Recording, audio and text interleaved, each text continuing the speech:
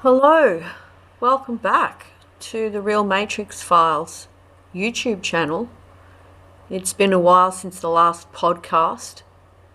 Nonetheless, I have some very interesting information to share with you about the UFO UAP phenomenon, which has been gaining more interest in political, government and military circles over the last couple of years or so. You may have seen news articles on the subject, and more recently the AARO released a report which the UFO community wasn't too happy about, mainly because they felt that it explained away too many incidences of UAP sightings and didn't adequately address whether or not any crashed craft had been retrieved by the Department of Defense, namely because whistleblowers had come forward and claimed that crashed craft had been retrieved, including biologics. And the definition or the meaning of biologics is not quite clear. But nonetheless, there's been a group of upper-level whistleblowers who have come out with verbal testimony claiming that that is indeed the case. And the Department of Defense has, initially, based on the AARO findings, dismissed a lot of it due to lack of domain awareness. A lot of these things are balloons, hypersonic drones, the way cameras and filters and radar capture sky anomalies, which can range from anything from being natural phenomenon, plasma, drones, and space junk even that gets trapped in orbit somehow on its way back down. Also the offloading of certain things from aeroplanes and whatnot, and aeroplanes themselves, smaller jets, test military craft, etc., etc. But the AARO did say quite clearly that there were a number of UAP sightings that had not been definitively solved in terms of what they are, where they came from, or what they could be, but that it did not identify as a result of that lack of knowledge, or as part of what they have been able to identify as extraterrestrial presence or life, meaning they could not ascertain from any of their findings whether what they had sighted or came into the possession of represented a definitive presence of extraterrestrial life on this planet. We have a UFO community that is holding the firm belief that there is extraterrestrial presence on Earth from somewhere other than this planet. And we have a Department of Defense keen to continue the surveillance and reporting and study of UFOs and UAPs, but will not categorically state that they have any evidence of extraterrestrial life. Interestingly, the UFO community only has verbal testimony of experiences people who claim to have experienced some type of abduction by aliens, or what they perceive to be an alien life form to this planet. And overall, we have a situation where neither side is presenting evidence. Hard evidence, that is, only verbal testimony. And when we get into an area of he said, she said, we do not get any further in solving the riddle. So as I observed some of these conversations occurring on the internet, I applied what I have learned about the simulated nature of our reality and our universe to the UFO phenomenon.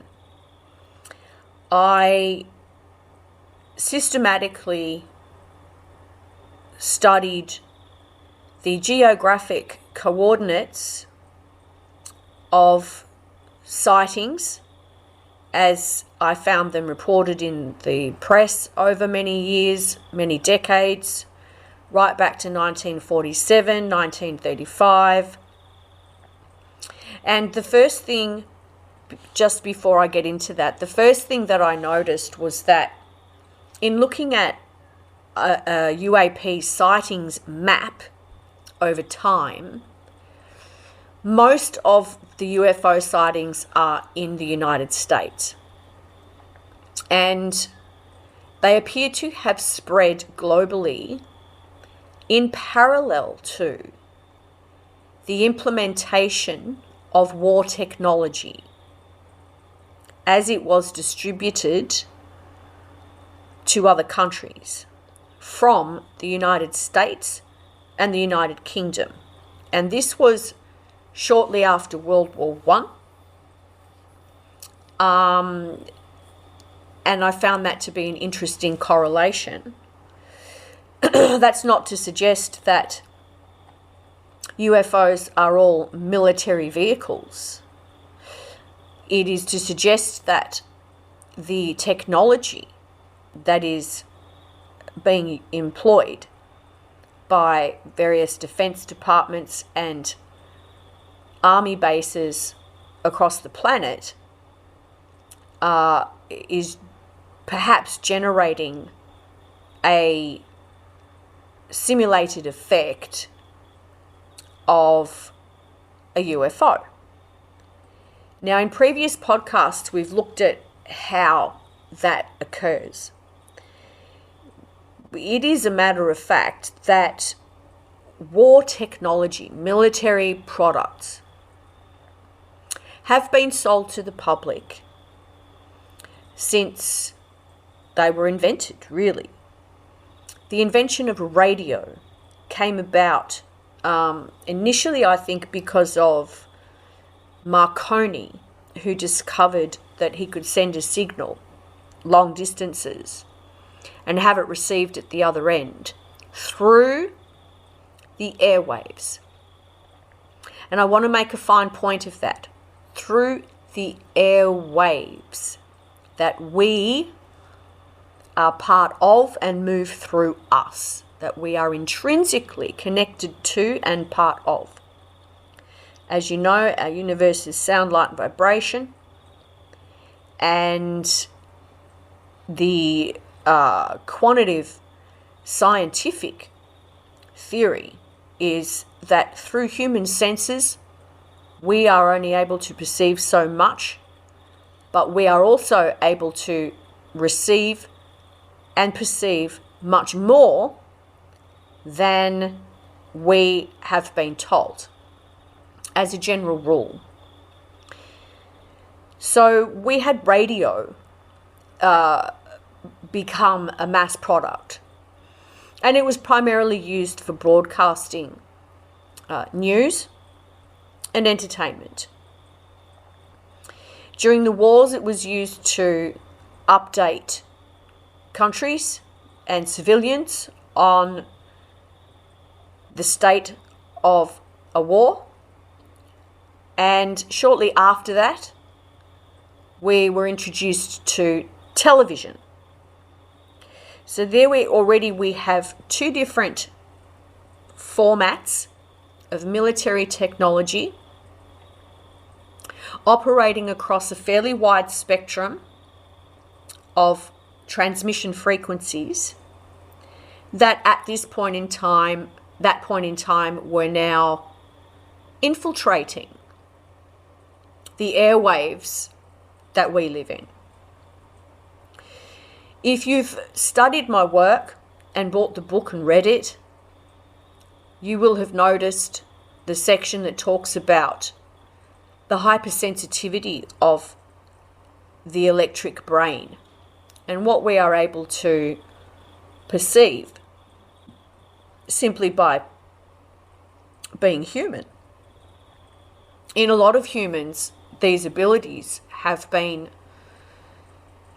dampened, mostly due to environmental factors, a particular type of education system, and a general environment of abuse and trauma, which everybody experiences most since the day we're born.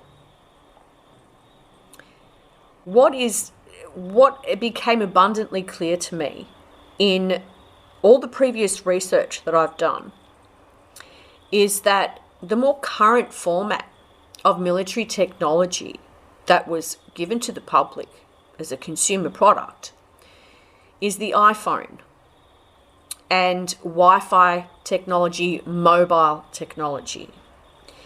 And over the last few decades, we've had a severe inundation and saturation of our airwaves by man-made input.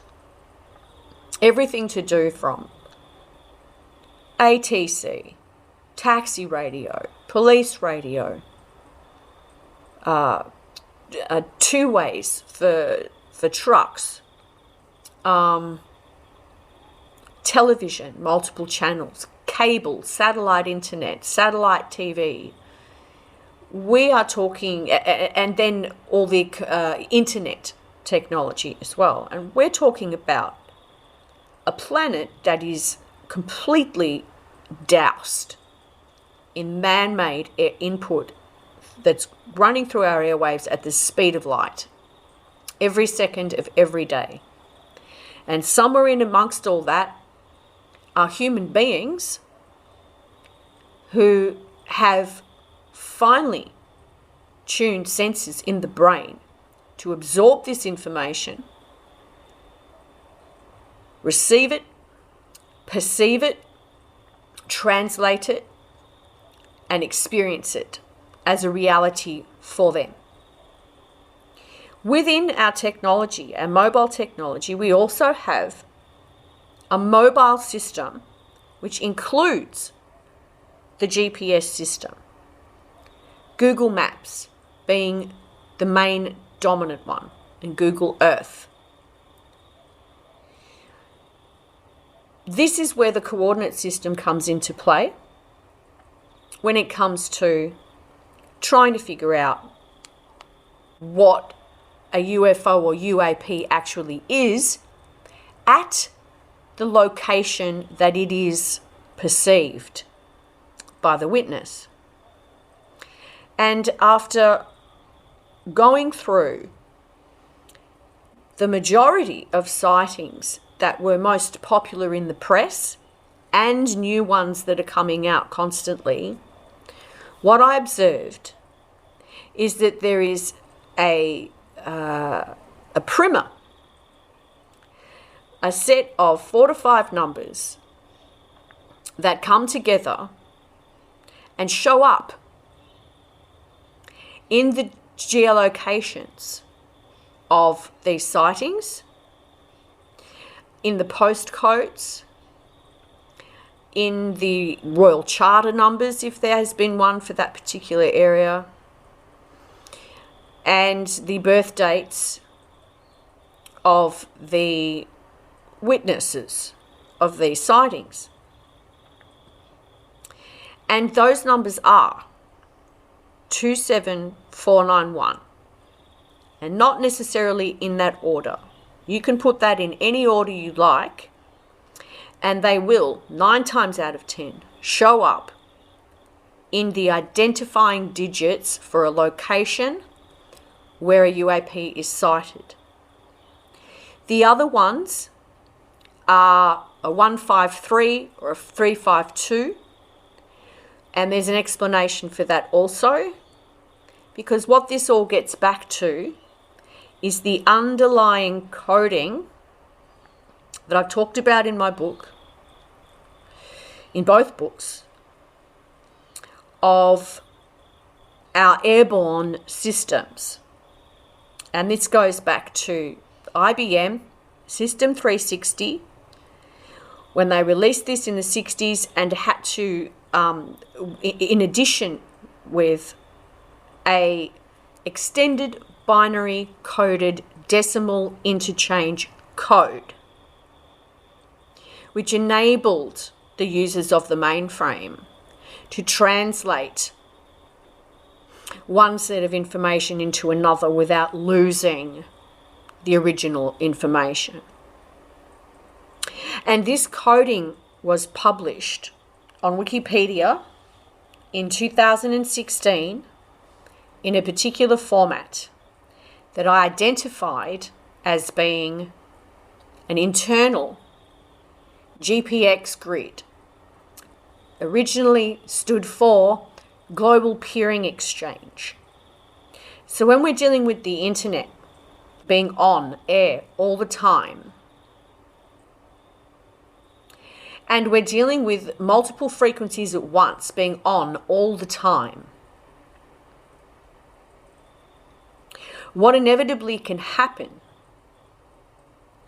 is overlays and overwrites of reality through the interference that is received and visibly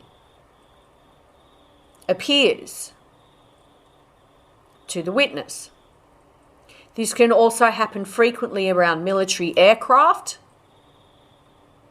because of the technologies that they are employing and their heavy dependence on mobile technology and transmissions. I have provided, in the arena that I'm in at the moment where these discussions are taking place, this information. I've provided it, and I continue to prove it and show it through the simple study of the coordinates of those locations and the other things that I mentioned. And nobody's touching it and nobody's talking about it. I have also looked more closely into natural phenomenon such as plasma, little meteors, asteroids. There are different types of gases and whatnot that can form under different weather and climate conditions in the air, and present as being some type of floating orb or some brightly lit object. And then there are the more hard crafts, which appear as either round or triangular craft with lights attached to them. Sometimes these lights are one colour, other times these lights are different colours, which also represent different chemicals and gases. But the overall question is, how does this happen? How does it come to be the case that 1, 2, or more people can witness the same object in the sky at the same time? And I would ask you to consider the fact that at those times, they have their phones turned on, they have TV antennas on their roofs, they have all-out technology in the environment at that time as it happens, and it's all turned on. we would need to turn all of it off first before we could definitively say whether or not these sightings are legitimate or whether or not they are overlays. But when I say that these sets of numbers always show up at the locations of sightings, we're in a different territory, which links directly to our geographic grid. And our geographic grid did not exist until man invented it and employed it further for military purposes.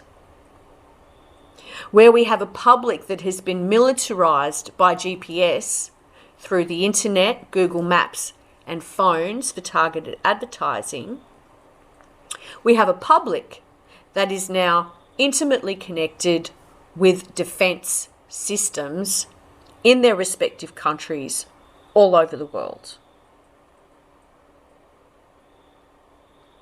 Now, the interesting thing about this 29417, often accompanied with a 3 and another 3 with a 3, is the location, the geographic location of the Great Pyramid of Giza, which is at 292972 or whatever, and 311342, something like that. But they are the numbers, 2972143. Right?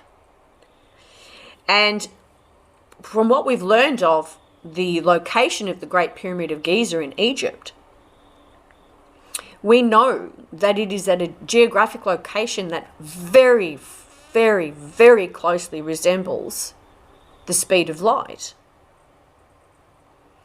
It is the centermost point of land masses in the Northern Hemisphere, and it was not made the prime meridian, mainly because Greenwich means England had their shipping lanes to consider, and they did not want to make the Giza Pyramid the center of the time zone, so they made it in Greenwich, which is very interesting also, the correlation between the location of this Great Pyramid and time zones ultimately being decided by Greenwich Mean Time. Now, the 29417 also shows up in EBCDIC, which I just mentioned, in the GPX coding, which is a big G for global, and it is 0047199. 27 is Control Unit 1, and 47 is Bell, which is an old system used for notifying. You've seen it actually still there in social media. There's a little bell when you get a notification. That's the modern application of that.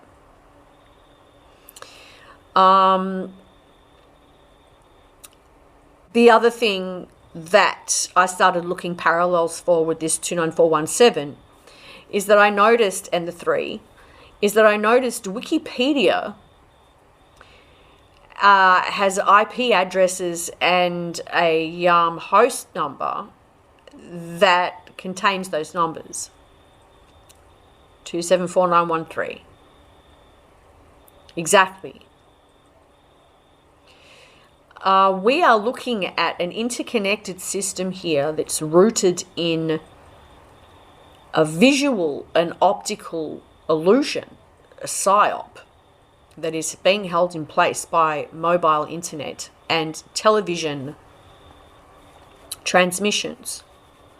In a previous podcast, I talked to you about the Enfield haunting and how all the occurrences in the house that night when it first started were all clearly visible in the advertisements on television at the time that it was airing.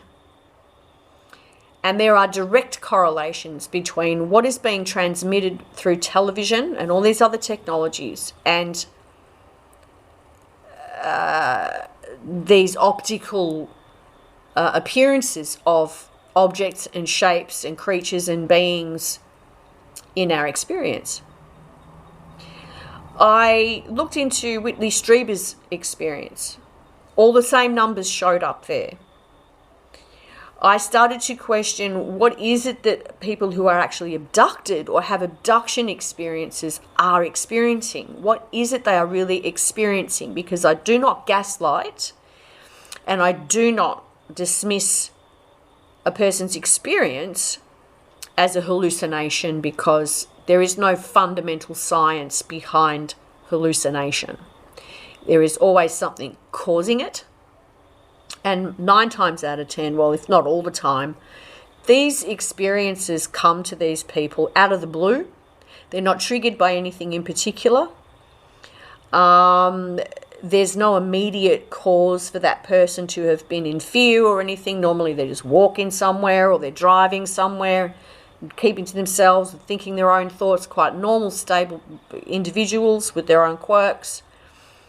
And out of the blue, they hear a buzzing sound, they feel paralyzed, they see bright lights, and the next minute they see these creatures which we've come to describe as being greys, with the big heads, the big eyes, the skinny bodies, and some of them are unfortunate enough to experience some type of medical experimentation on them.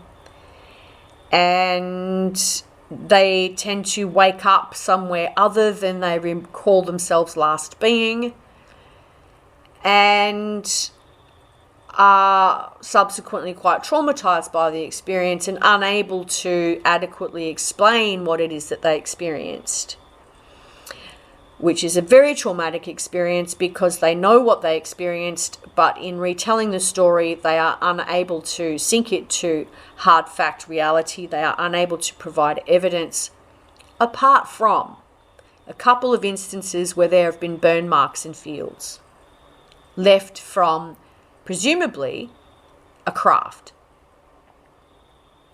On that point, I want to duck over to the crop circle phenomenon and how there are no craft present when crop circles have been created through electromagnetic interference with our planet.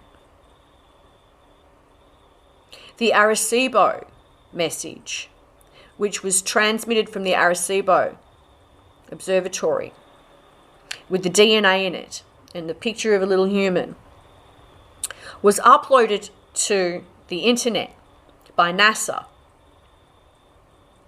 And only after NASA had done this did there appear a response crop circle at Chilbolton, just right near the Chilbolton Observatory.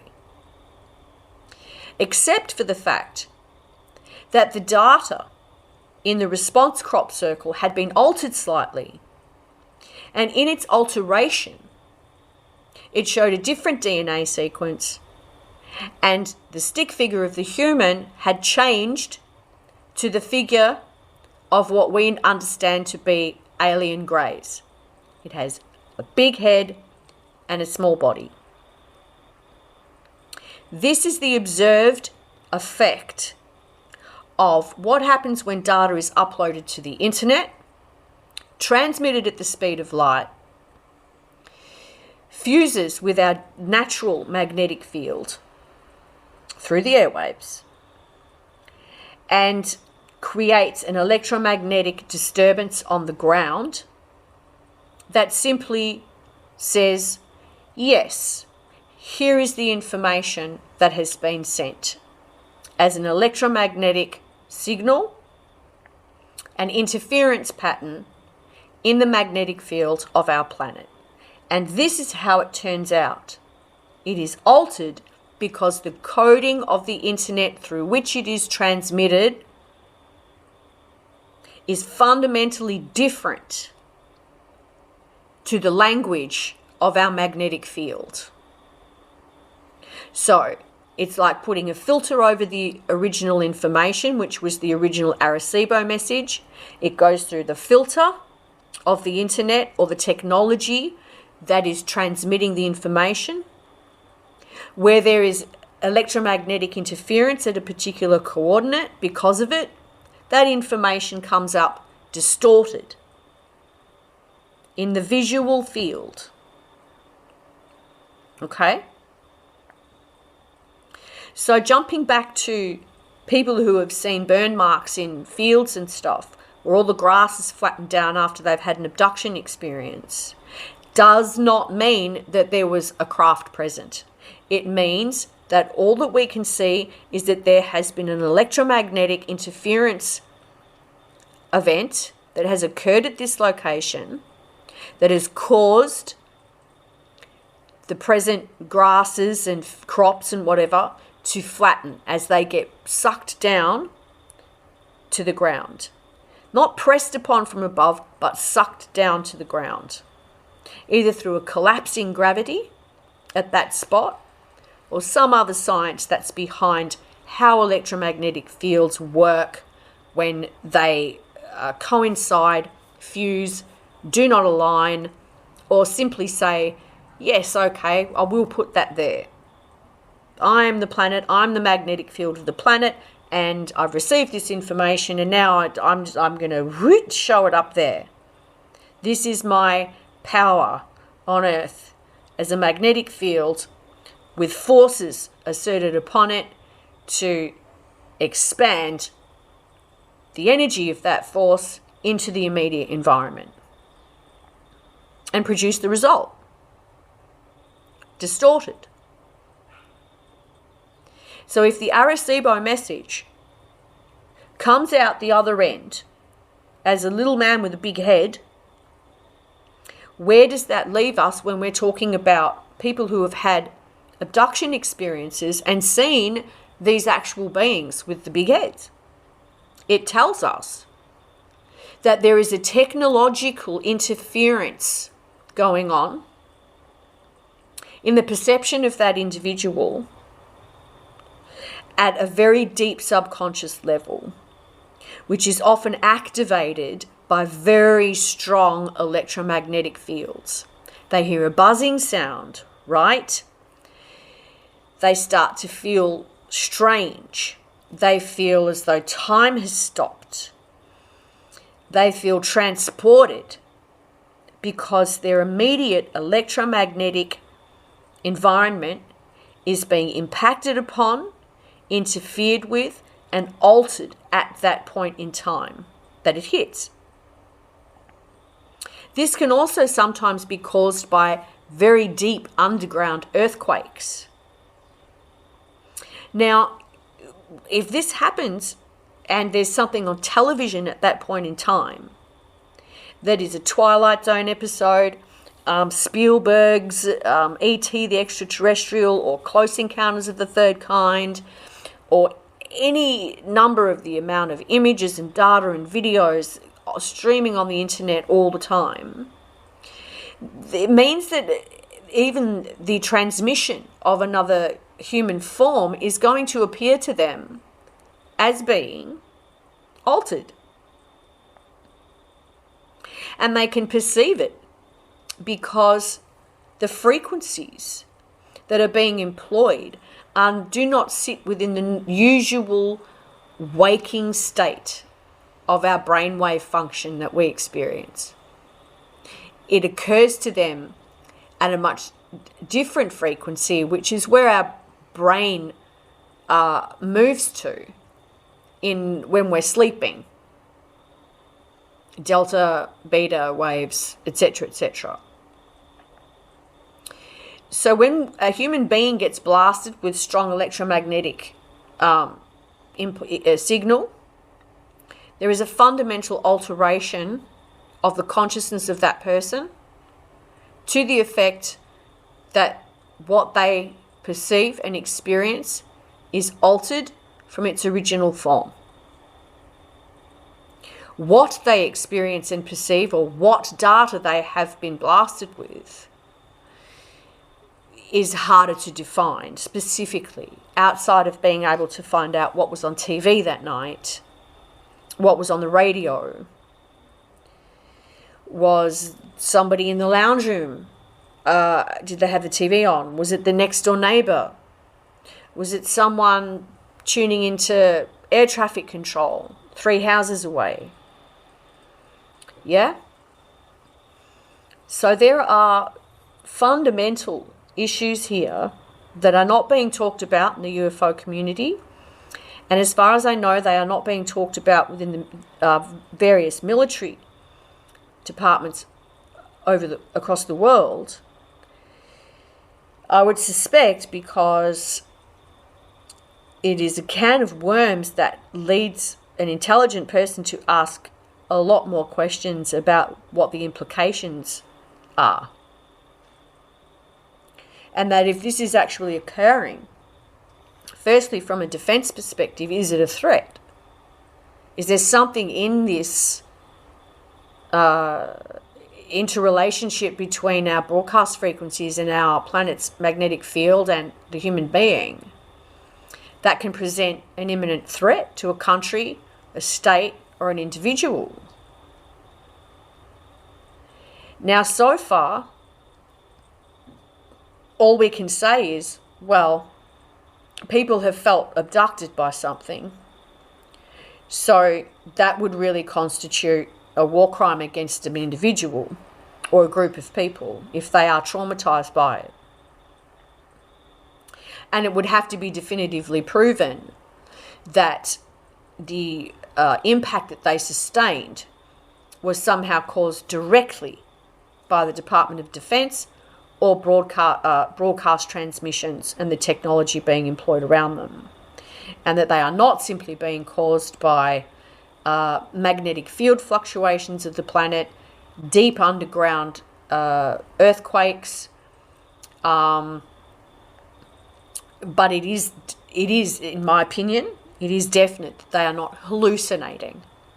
They are simply experiencing something in an altered state that is imposed upon them by a change in the electromagnetic field of their brain and the other energy centers of their bodies. This is not to diminish the experiences that people have had where they have incredible amounts of information have been imparted to them from these beings that they encounter in this altered state. And that can actually be linked back to whatever data source is behind it. We live in a substance. In this universe, there is a hidden substance. Some have called it ether. I'm not really sure if we want to label it. But there is a substance. And whether you're religious or not, I don't think it's really relevant. But there is a substance. And there is a power of the human mind that has repeatedly tried to tell us all you need to do is believe. That our reality is so malleable to our thoughts that all we really need to do is think and feel and love and concentrate to create. Now, if this substance is being filled with man-made input, and it has negative input, and it has violent input, and it has all of human history in it, what are we doing to the basis of our fundamental reality? Are we imprisoning ourselves further the more that we develop technologies before we have actually looked at the impact of those technologies? Are there people out there who are deliberately doing this to us? And why? Why would they include themselves in this same system if it is so harmful? Do they know or do they not know? I'd put $50 on the table and make the bet that the Department of Defense in the United States does not know. because it is foolish for any defense department to know and not stop it. Because knowing it and knowing what it does is an automatic threat to the security of that country. This information is diabolical and not shared with you or them in a way that I intend to be any type of threat, but more of a consideration that if there is something going on, which I believe there is, and there is a consistent pattern in the numbers that are turning up at these locations, and there are consistent stories about what people are experiencing in an altered state of consciousness where a human being starts looking like an alien, because the systems through which this information is being transmitted distorts the experience. We are still within the realm of a simulation, a computer simulation that has an underlying coding according to the very first formats of war technology that were distributed in the United States and then across the world. It is something for the UFO community to consider. It does not mean that there is no such thing as crashed craft. It is entirely possible that these overlays, these GPS fusions between transmitted data and our electromagnetic field manifest matter.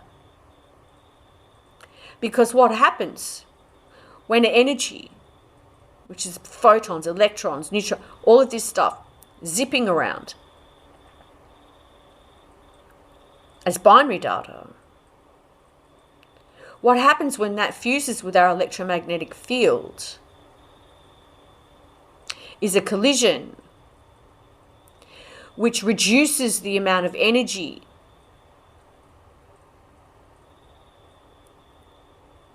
and when it comes to vibration of energy, the vibrations per second of a packet of energy being collided with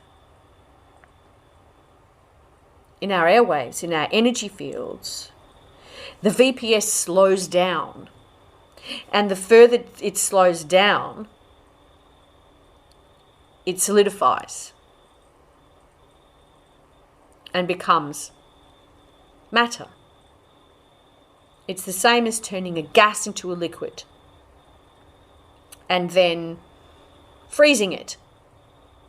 Suddenly you've gone from having a gas to a solid. That's basic science. That happens all the time. We are able to manipulate solids and gases and liquids and all the rest of it and turn them into another format because energy can't be destroyed. It can only be transformed. So when it comes to crash retrievals, what is it that could possibly be crashing? Is it simply a Google image of a silver circle that appears in the sky as an overwrite as it fuses with the coordinates at that location and presents itself in the visual field and then loses its vibratory rate and manifests into matter and crashes on the earth? Is that what it is? Because I will put to you that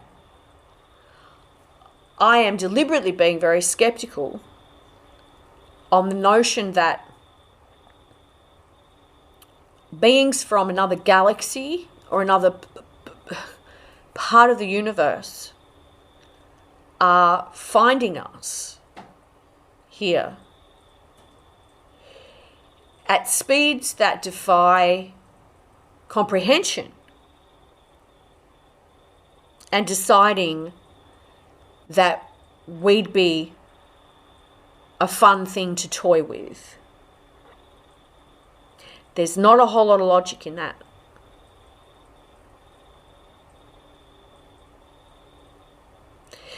This is not to say that there are not possibilities in our future capabilities in terms of hypersonic travel.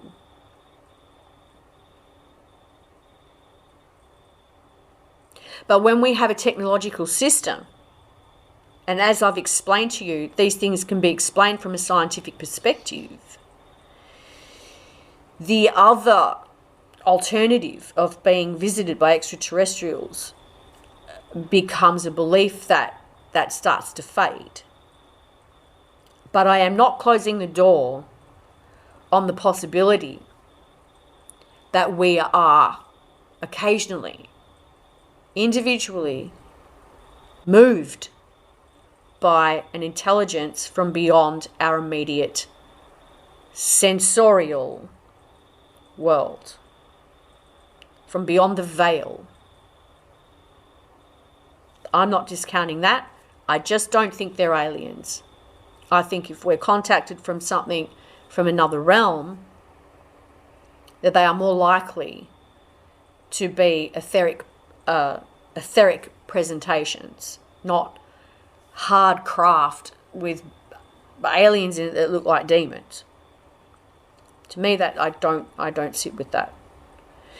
But anyway, there it is, 24917, and you can throw a 354 in there, 2354. Either way, it brings you back to the coordinates of the Great Pyramid of Giza, some Wikipedia, IP addresses, and a few others, and all deep linked to the root zones of the internet, where you will also find IP addresses that very closely resemble the 29417-35.